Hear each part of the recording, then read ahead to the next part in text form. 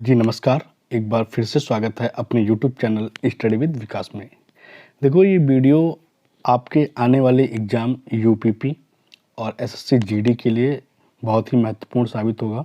Actually मुझे जो भी इसमें इम्पोर्टेंट लगा वो सारे क्वेश्चन डिटेल्ड इसमें मैंने हाईलाइट किए हैं, तो ध्यान से देख लीजिएगा, समझ लीजिएगा।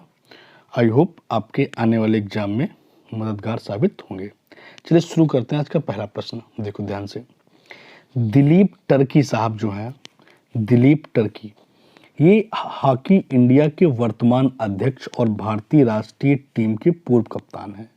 खास बात क्या है, इन्हें श्री श्री विद्यालय कटक उड़ीसा द्वारा उन्हें खेल विज्ञान में पीएचडी की मानद उपाधि प्रदान की गई है। तो याद रखिएगा दिलीप टर्की कौन है। तो दिलीप टर्की हैं हॉकी इंडिया के वर्तमान अध्यक्ष। हॉकी इंडिया के वर्तमान अध्यक्ष कौन है? दिलीप टर्की, ठीक है ना।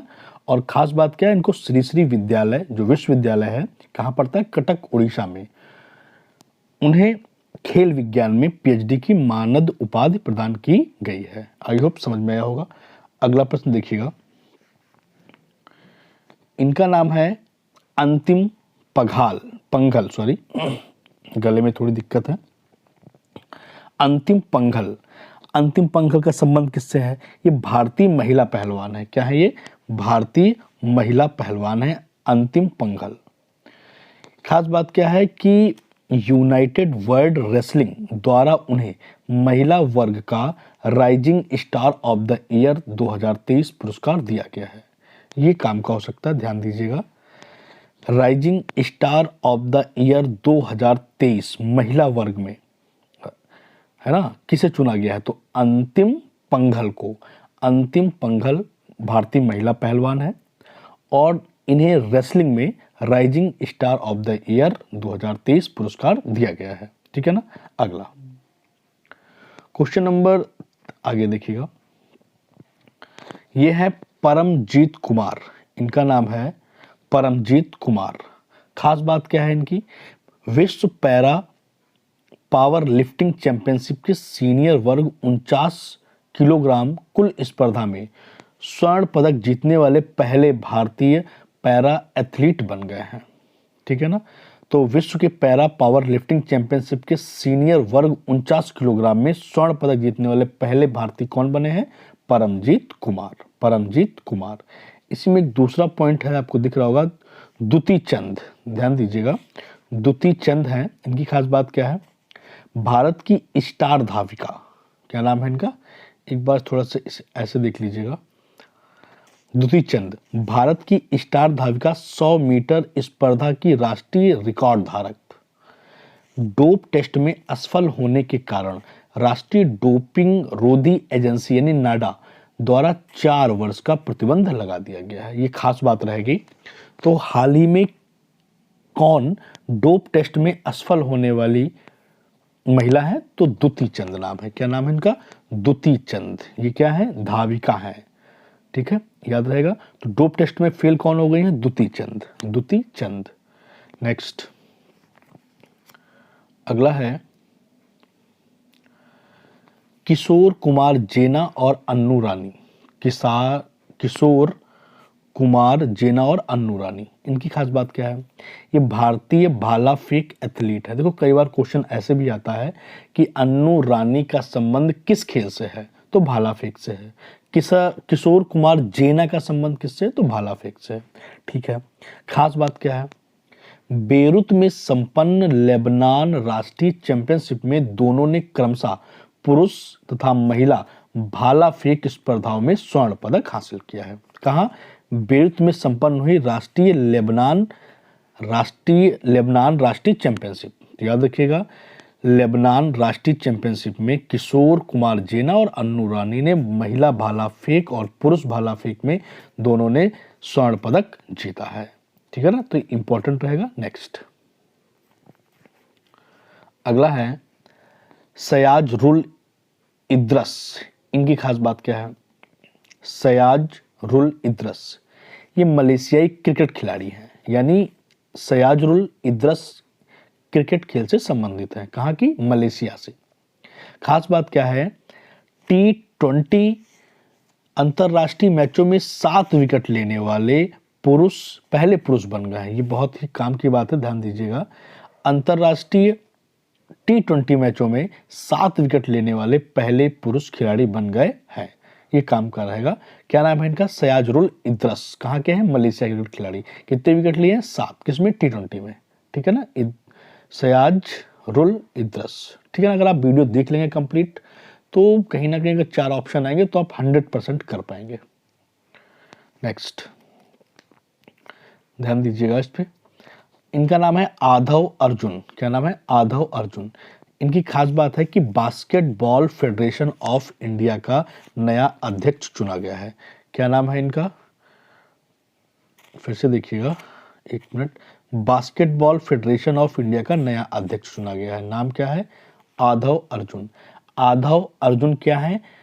BFI के अध्यक्ष बनाए गए हैं, यानी बास्केटबॉल फेडरेशन ऑफ इंडिया के अध्यक्ष। बास्केटबॉल फेडरेशन ऑफ इंडिया के अध्यक्ष बनाए गए हैं आधव अर्जुन। आधव अर्जुन। नेक्स्ट इनसे मिलिए। इनका नाम है के गोविंद राज। के गोविंद राज की खास बात है फीबा, आप फुल फॉर्म देख लीजिएगा, इंटरनेशनल बास्केटबॉल फेडरेशन।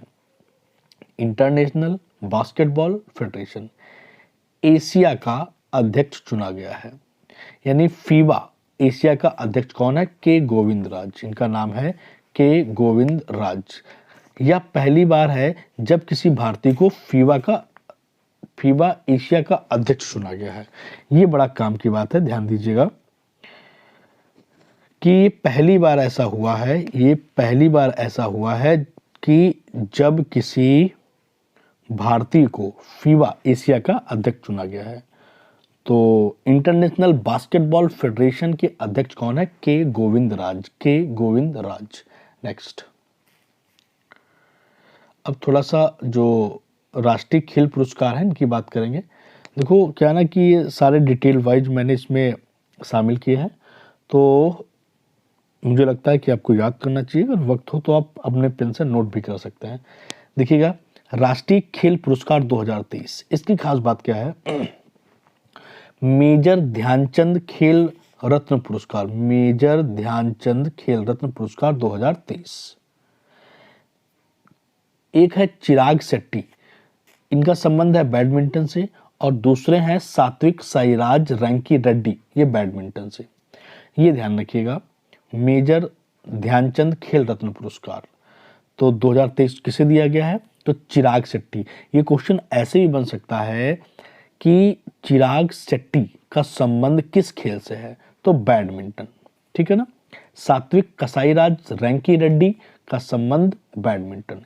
ये दोनों हैं, इन दोनों को मेजर ध्यानचंद खेल रत्न पुरस्कार मिला है। ठीक है ना। अगला इसी में आगे देख लीजिए, कुछ अर्जुन पुरस्कार हैं। अर्जुन पुरस्कार 2023 महत्वपूर्ण विजेता, मतलब सारे नहीं लेकिन जो काम के हैं वो सारे इसमें शामिल हैं। देखिए, एक है इसमें मोहम्मद शमी। क्या नाम है इनका? मोहम्मद शमी। ये क्रिकेट से संबंधित है। दूसरे हैं आर वैशाली, इनका संबंध शतरंज से है, ये याद रखिएगा। तीसरी है पारुल चौधरी, इनका संबंध एथलेटिक्स से है। चौथी है दीक्षा डांगर, गोल्फ से संबंधित है। कृष्ण बहादुर पाठक हॉकी से संबंधित है। नसरीन खो खो से है। हरिंदर पाल सिंह संधू स्क्वैश से हैं। और एक है अहिका मुखर्जी टेबल टेनिस। तो कुछ नाम है मोहम्मद शमी, आर वैशाली, पारुल चौधरी, दीक्षा डांगर, कृष्ण बहादुर पाठक, नसरीन, हरिंदर पाल सिंह और अहिका मुखर्जी। तो इनका संबंध किस खेल से है आपको ये भी ध्यान रखना है। इनको अर्जुन पुरस्कार दिया गया है। ठीक है ना, अर्जुन पुरस्कार दिया गया है। उसके बाद में एक ये देख लीजिएगा, मौलाना अबुल कलाम आज़ाद, मौलाना अबुल कलाम आज़ाद ट्रॉफी 2023 समग्र विजेता, याद रखिएगा इसके समग्र विजेता बनाए गए हैं गुरु नानक देव विश्वविद्यालय अमृतसर। तो मौलाना अबुल कलाम आज़ाद ट्रॉफी जो है कंप्लीटली गुरु नानक देव विश्वविद्यालय अमृतसर को मिला है। ठीक है ना, आई होप समझ में आया होगा। तो आप ध्यान दीजिएगा इस पर। पेपर में अगर आप ये वीडियो कंप्लीट देख लेंगे तो पेपर में जब 4 ऑप्शन दिए होंगे तो 100% माइंड में स्ट्राइक करेगा और आप सही टिक कर पाएंगे। नेक्स्ट यहाँ ध्यान दीजिएगा, खेलो इंडिया पैरा गेम्स 2023 इंपॉर्टेंट रहेगा। तो खेलो इंडिया पैरा गेम्स, इसका आयोजन हुआ है नई दिल्ली में। खेलो इंडिया पैरा गेम्स का आयोजन कहाँ हुआ? नई दिल्ली में। संस्करण इसका पहला था खेल 7 पैरा खेल। शुभंकर था उज्ज्वला। उज्ज्वला एक गौरैया होती है। क्या होती है? उज्ज्वला एक गौरैया होती है। और इसका आधिकारिक गीत था चल खेल। क्या था? चल खेल। ध्यान दीजिएगा, खेलो इंडिया पैरा गेम्स कहाँ हुए? नई दिल्ली में। शुभंकर उज्ज्वला, उज्ज्वला अर्थ एक गौरैया। आधिकारिक गीत क्या था? चल खेल। देखो ये बहुत ज़्यादा इंपॉर्टेंट नहीं, लेकिन यह है खेलो इंडिया पैरा गेम्स का आयोजन कहाँ हुआ? नई दिल्ली। ठीक, आगे देखो इसकी पदक तालिका क्या क्या सिचुएशन रही। इसमें सबसे ज़्यादा जो शीर्ष पर रहे हैं 3 राज्य, उनमें सबसे ज़्यादा रहा है हरियाणा। नंबर 1 पर रहा है हरियाणा, नंबर 2 पर रहा उत्तर प्रदेश और नंबर 3 पर रहा तमिलनाडु। तो ये इंपॉर्टेंट हो सकता है कि खेलो इंडिया पैरा गेम्स में प्रथम शीर्ष स्थान पर कौन रहा? तो हरियाणा। नंबर 2 पर उत्तर प्रदेश, नंबर 3 पर तमिलनाडु। याद कर लो, हरियाणा, उत्तर प्रदेश और तमिलनाडु, इतना ही है। या और कठिन क्वेश्चन बनेगा तो पूछेगा कि उत्तर प्रदेश ने कितने स्वर्ण पाए हैं, तो आप 25 बोलेंगे। ठीक है ना, फिलहाल ये ज़्यादा इंपॉर्टेंट नहीं है। तो आप इसमें नॉर्मली हरियाणा नंबर 1 पर और नई दिल्ली में इसका आयोजन हुआ। ठीक है ना। नेक्स्ट आगे है 73वीं बास्केटबॉल चैंपियनशिप 2023। जो 73वीं राष्ट्रीय बास्केटबॉल चैंपियनशिप 2023 है, इसका आयोजन लुधियाना पंजाब में हुआ। कहाँ हुआ? लुधियाना पंजाब। इसके परिणाम देख लीजिए। परिणाम में आपको बस इतना ही याद करना है कि पुरुष बास्केटबॉल में विजेता रहे हैं तमिलनाडु और उप विजेता रहे हैं भारतीय रेलवे। ध्यान दीजिएगा, जो 73वीं राष्ट्रीय बास्केटबॉल चैंपियनशिप है, इसका आयोजन लुधियाना पंजाब में हुआ। विजेता पुरुष में रहे हैं तमिलनाडु राज्य रहा है और उप विजेता भारतीय रेलवे रहा है। अगर यही बात की जाए, आगे देख लीजिएगा, अगर हम महिला की बात करें तो महिला बास्केटबॉल में विजेता रही है भारतीय रेलवे और उप विजेता रही है केरल। देखो इंपॉर्टेंट रहेगा, है ना। जो 73वीं बास्केटबॉल चैंपियनशिप प्रतियोगिता हुई है, इसमें पुरुष वाले में तमिलनाडु राज्य जीता है, ठीक, और भारतीय रेलवे हार गई है। जबकि महिला वाले में भारतीय रेलवे जीती है और उप विजेता केरल रहा है। आई होप समझ में आ रहा होगा। ध्यान दीजिएगा आगे। अगला है, इंपॉर्टेंट रहेगा ये वाला प्रश्न, इसे मैं कंप्लीट करता हूं कि ये इंपॉर्टेंट है। रग्बी विश्व कप 2023 याद रखिएगा। तो जो रग्बी विश्व कप 2023 है, ये फ्रांस में आयोजित हुआ। कहाँ हुआ? फ्रांस में। रग्बी विश्व कप कहाँ हुआ? फ्रांस। विजेता रहा दक्षिण अफ्रीका और उप विजेता रहा न्यूजीलैंड। ये इंपॉर्टेंट रहेगा। तो रग्बी विश्व कप 2023 फ्रांस में हुआ।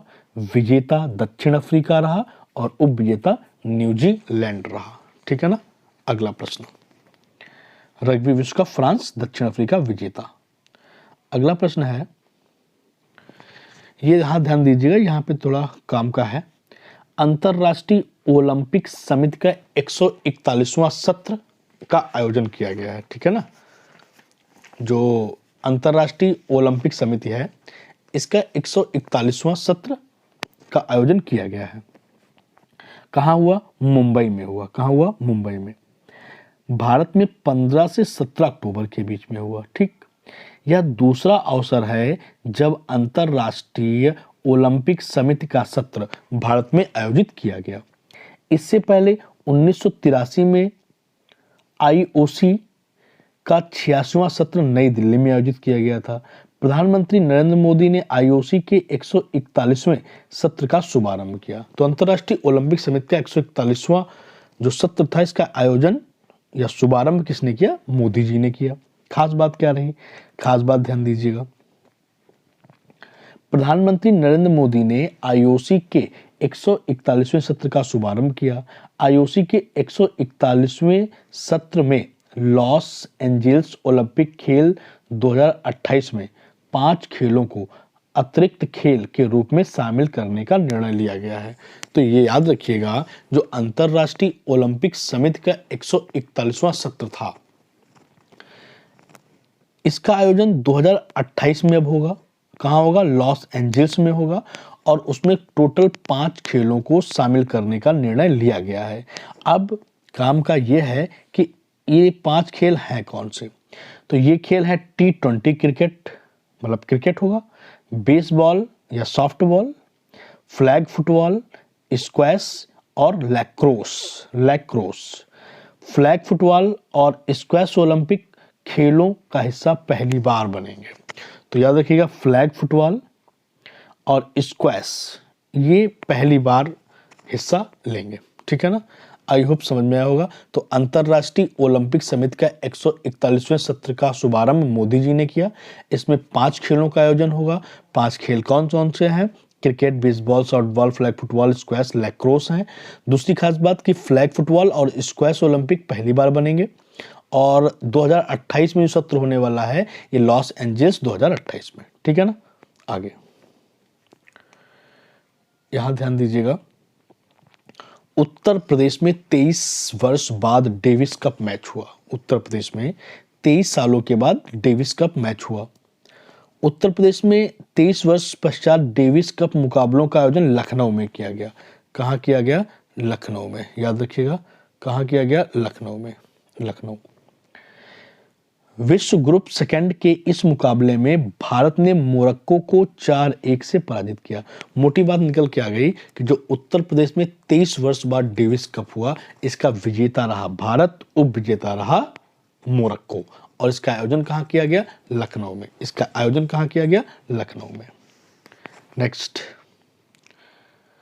अब इसे देख लीजिएगा, बास्केटबॉल। हाँ जी, बास्केटबॉल विश्व कप 2023। तो बास्केटबॉल विश्व कप 2023 का आयोजन फिलीपींस, जापान और इंडोनेशिया में किया गया। बास्केटबॉल विश्व कप 2023 का आयोजन फिलीपींस, जापान और इंडोनेशिया में किया गया। आगे देखिएगा, इसके परिणाम क्या रहे। परिणाम इंपॉर्टेंट है। परिणाम में खास बात यह रही कि विजेता जर्मनी रहा और उपविजेता सर्बिया रहा। ठीक, इतना से याद करना है। तो जो बास्केटबॉल विश्व कप 2023 है, ये फिलीपींस, जापान और इंडोनेशिया में हुआ। विजेता जर्मनी रहा। विजेता कौन रहा? जर्मनी। ठीक, नेक्स्ट आगे देखिएगा ध्यान से। हाँ जी, ये क्वेश्चन इतना इंपॉर्टेंट है कि यहाँ से प्रश्न आने की पूरी संभावना है। बस आपको करना क्या है, इसे ठीक से देखना है, ध्यान देना है और समझने की कोशिश करिएगा। देखिए, पहले तो हम लोग बात करेंगे, ये देखिएगा मैं अंडरलाइन कर दे रहा हूँ, इतना थोड़ा सा छोटा हो गया, फिर से करता हूँ मैं, देखिएगा ध्यान से। ठीक, ये ग्रैंड स्लैम है लॉन टेनिस 2023। ठीक, ग्रैंड स्लैम लॉन टेनिस 2023। तो आप देख रहे होंगे यहाँ पर पुरुष एकल है और यहाँ पर विजेता है और यहाँ पर उपविजेता है। तो ये पुरुष एकल की बात कर रहे हैं। 4 ग्रैंड स्लैम होते हैं, आपको पता है, Australian open, French open, Wimbledon और यूएस ओपन। तो इसका आप क्रम भी याद कर लीजिएगा। पहला है ऑस्ट्रेलियन ए, फिर फ्रेंच, देन विंबलडन और देन यूएस। तो इसकी एक ट्रिक बन जाती है AFVU। ठीक है ना? अब ध्यान दो, तो पुरुष जो विजेता है, पुरुष में आप देख रहे होंगे कि यहाँ पर नोवाक जोकोविच और नोवाक जोकोविच। तो पुरुष एकल विजेता में ऑस्ट्रेलियन, भाई क्रम आप याद कर लो, ऑस्ट्रेलियन, फ्रेंच, विंबलडन और यूएस। तो ऑस्ट्रेलियन, फ्रेंच और यूएस में नोवाक जोकोविच, जो कि सर्बिया के रहने वाले हैं, इन्होंने जीता है। जबकि विंबलडन जो है, विंबलडन 2023 में विजेता रहे कार्लोस अल्काराज। कौन है? Carlos Alcaraz. ठीक है ना? यही वाला ज़्यादा इंपॉर्टेंट लग रहा है मुझे। मे बी यही पूछ सकता है कि grand slam lawn tennis Wimbledon 2023 में पुरुष एकल विजेता कौन है? तो कार्लोस अल्काराज, और कहाँ के रहने वाले हैं? स्पेन के। ये बात याद रखिएगा, ठीक है ना, कार्लोस अल्काराज स्पेन के हैं। ठीक, डन। आगे देखिएगा, उसके बाद में इसी में दिया हुआ है आपको उपविजेता। उपविजेता वैसे बहुत इंपॉर्टेंट नहीं है, आप नहीं याद करो, छोड़ दो इसको, ठीक है। उसके बाद में इसको थोड़ा सा आप करते हैं, अब देखिएगा ध्यान से, क्योंकि फिर इतना याद नहीं हो पाएगा, जितना मोस्ट इंपॉर्टेंट है आप उतना ही याद करिए, ठीक है। इसमें आप देख रहे होंगे महिला एकल, तो महिला एकल में पुरुष, महिला एकल में विजेता है और ये उपविजेता है, तो इसमें महिला एकल भी इंपॉर्टेंट रहेगा। तो ऑस्ट्रेलियन, देखो ध्यान से, ऑस्ट्रेलियन है, फ्रेंच है, विंबलडन है और यूएस है, ठीक। इनके मैं एरो बना देता हूँ, ये है, ये नीचे, ये नीचे, नीचे और ये नीचे। तो आप देख रहे होंगे कि महिला एकल ऑस्ट्रेलियन ओपन में एरिना सवालेंका, याद रखिएगा, इंपॉर्टेंट रहेगा। एक क्वेश्चन मुझे लग रहा है कि यहाँ से आना चाहिए। तो महिला एकल विजेता है एरिना सबालेंका, बेलारूस की रहने वाली है, किसमें? ऑस्ट्रेलियन ओपन में। फ्रेंच में है इगा स्वीटेक, ये पोलैंड की है। जो फ्रेंच ओपन है इसमें महिला एकल विजेता है इगा स्वीटेक, ठीक है ना। और विंबलडन में है देखिएगा मार्केटा वेंद्रोसोवा, ये चेक गणराज्य की है।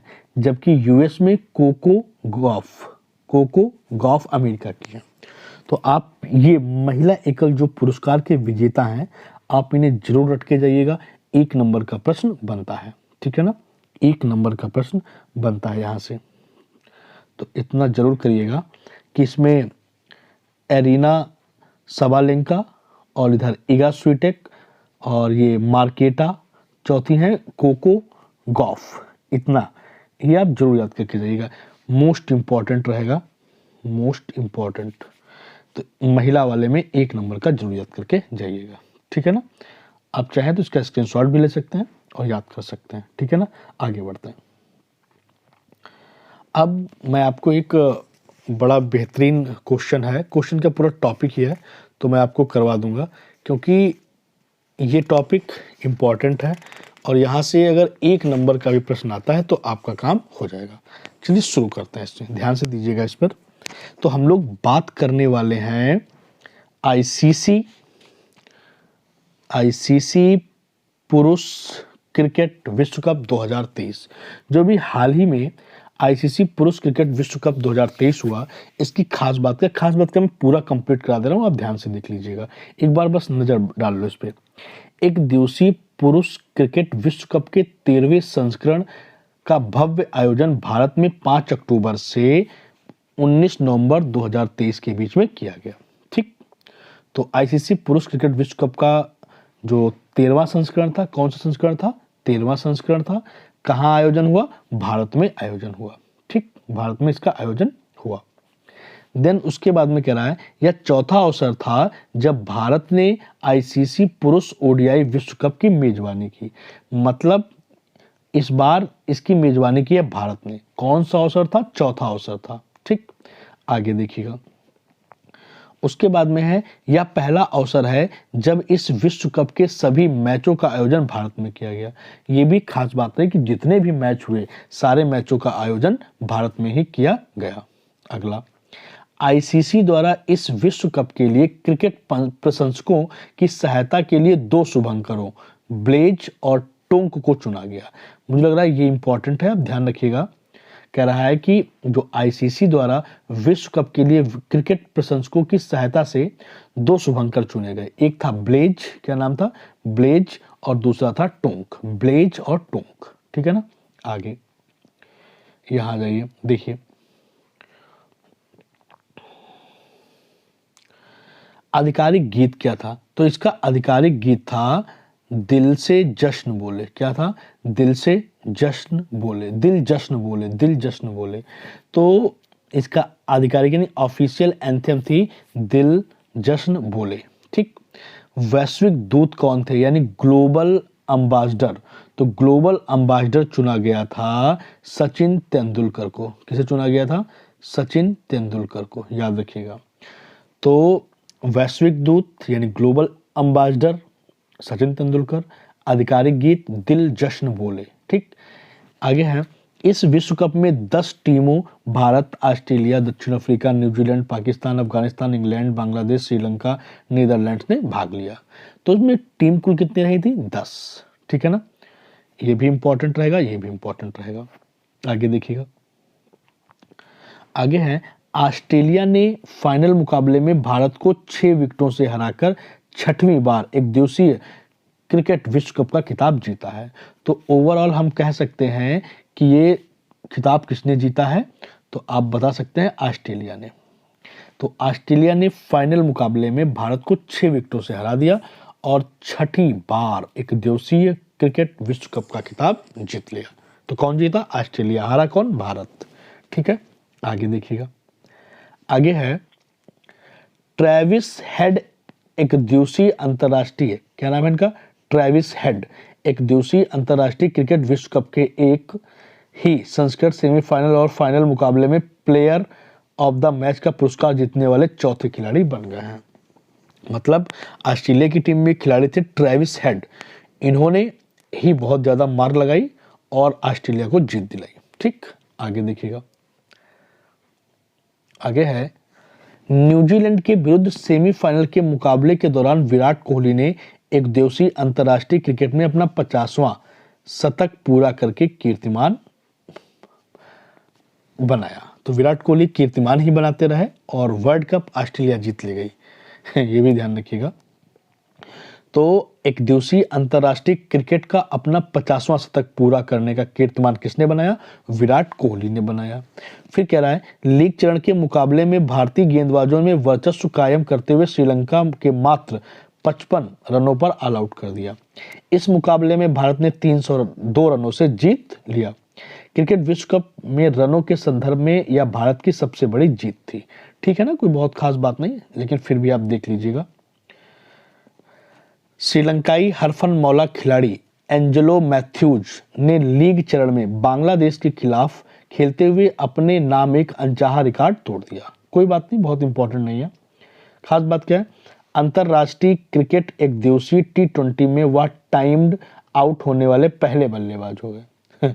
कोई बात नहीं, टाइम्ड आउट होने वाले पहले बल्लेबाज हो गए। एक्चुअली टाइम्ड बल्लेबाजी का ये होता है कि एक ऐसा समय होता है उसमें खिलाड़ी को क्रीज तक आना होता है और वो पहुंच नहीं पाया और उस तरीके से वो आउट हो गए।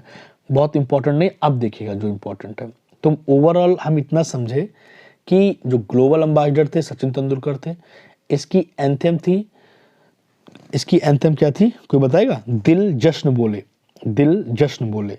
और ऑस्ट्रेलिया जीता है, कितनी बार जीत चुका है? 6 बार जीत चुका है और इसका उपविजेता था भारत। इतनी बात याद करनी है। अब देख लो थोड़े से कुछ और इंपॉर्टेंट पॉइंट है। 13वां एक दिवसीय क्रिकेट विश्व कप में महत्वपूर्ण जो तथ्य हैं वो क्या है? कुल टीमें कितनी? 10। कुल मैच कितने हुए? 48। ये बात भी याद रखिएगा। कुल टीमें थी 10, मैच हुए 48। पहला मैच इंग्लैंड विरुद्ध न्यूजीलैंड हुआ। सर्वाधिक रन बनाए विराट कोहली ने, ये इंपॉर्टेंट रहेगा। सर्वाधिक रन किसने बनाए हैं? विराट कोहली ने। सर्वाधिक रन बनाए विराट कोहली ने। सर्वाधिक विकेट लिए हैं मोहम्मद शमी ने। तो विराट कोहली ने रन कितने बनाए हैं? 765, जबकि मोहम्मद शमी ने 24 विकेट लिए हैं। सर्वाधिक टीम स्कोर किया है दक्षिण अफ्रीका ने 428 पर 5 श्रीलंका के खिलाफ। तो ये बहुत इंपॉर्टेंट नहीं। एक मैच में सर्वाधिक कुल स्कोर 771, ऑस्ट्रेलिया बनाम न्यूजीलैंड। ठीक है, यहां से भी बहुत चीजें नहीं, लेकिन ये बात इंपॉर्टेंट है कि सर्वाधिक रन किसने बनाए? विराट कोहली। सबसे ज्यादा विकेट किसने लिए? मोहम्मद शमी। भारत के ही है। उसके बाद देखिएगा, सबसे बड़ी जीत रनों के हिसाब से ऑस्ट्रेलिया 309। एक पारी में सर्वाधिक व्यक्तिगत रन ग्लेन मैक्सवेल। ये याद रखिएगा कि पूरे वर्ल्ड कप में सबसे ज्यादा रन एक पारी में बनाए हैं ग्लेन मैक्सवेल ने। किसने बनाए हैं? Glenn Maxwell. और लिखा हुआ है ऑस्ट्रेलिया के हैं, 201 रन बनाए थे। सर्वाधिक शतक बनाए हैं यानी 100 क्विंटन डिकॉक ने 4। सर्वाधिक अर्धशतक यानी 50 विराट कोहली ने बनाए हैं। और सर्वाधिक छक्के लगाए हैं, सर्वाधिक छक्के का मतलब छक्के मारे सबसे ज्यादा विराट कोहली ने। ध्यान दीजिएगा, गलत बोल गया मैं। सबसे ज्यादा छक्के लगाए हैं रोहित शर्मा ने। सबसे ज्यादा चौके लगाए हैं विराट कोहली ने। ठीक, एक पारी में सबसे ज़्यादा छक्के लगाए हैं फ़खर जमान। ठीक है, इतना ही काफ़ी रहेगा। एक और चीज़ देख लीजिएगा इसमें, ये जी प्लेयर ऑफ द टूर्नामेंट, ये याद रखिएगा, प्लेयर ऑफ द, इतनी 3 बातें। ये player of the tournament Virat Kohli को मिला है। प्लेयर ऑफ द टूर्नामेंट किसे मिला है? विराट कोहली को मिला है।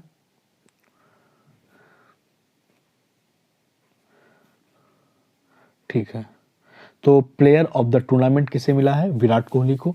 गोल्डन बैट मिला है विराट कोहली को। गोल्डन बॉल मिली है मोहम्मद शमी को। गोल्डन बॉल उसको मिलती है जो सबसे ज़्यादा विकेट लेता है, और गोल्डन बैट उसे मिलता है जो सबसे ज़्यादा रन बनाता है, यानी विराट कोहली और मोहम्मद शमी। ठीक है ना? तो अभी है थोड़ा सा आखिरी पॉइंट है इसका, ये देख लीजिए। मुझे लग रहा था काम का है तो फिर मैंने इसे भी इसमें शामिल कर लिया है। देखिए, 14वें एक दिवसीय अंतर्राष्ट्रीय क्रिकेट विश्व कप का आयोजन 2027 में अब होगा। कब होगा? 2027 में। कहाँ होगा? दक्षिण अफ्रीका, नामीबिया और जिम्बाब्वे द्वारा कराया जाएगा। ठीक, 2027 वाला होगा दक्षिण अफ्रीका, नामीबिया और जिम्बाब्वे के द्वारा कराया जाएगा। जबकि 15वां एक दिवसीय अंतर्राष्ट्रीय क्रिकेट विश्व कप भारत और बांग्लादेश की संयुक्त मेजबानी 2031 में किया जाएगा। 2031 में किया जाएगा। ठीक है ना? आगे देखते हैं। तो इस तरीके से पूरा ये वीडियो कंप्लीट होता है। आई होप समझ में आया होगा। ठीक है ना? यहाँ से आप स्क्रीनशॉट भी ले सकते हैं। ठीक है ना? जो आपको ठीक लगे उनके आप स्क्रीनशॉट ले लीजिए, मन हो तो लिख लीजिएगा। और मुझे ऐसा लगता है कि आपको कंप्लीट वीडियो देखना चाहिए। एक बार देख लो, एटलीस्ट आपके दिमाग में फीड हो जाएंगे और वक्त आने पर ये काम करेंगे और आप सही जवाब दे पाएंगे। ठीक है, अगर ये वीडियो अच्छा लगा आपको तो कमेंट बॉक्स में ज़रूर लिखिएगा इस वीडियो के बारे में कैसा लगा, हमें कमेंट बॉक्स में ज़रूर बताएं। मिलते हैं अगले वीडियो में, तब तक के लिए अपना ख्याल रखिए, स्वस्थ रहिए, पढ़ते रहिए। Good bye.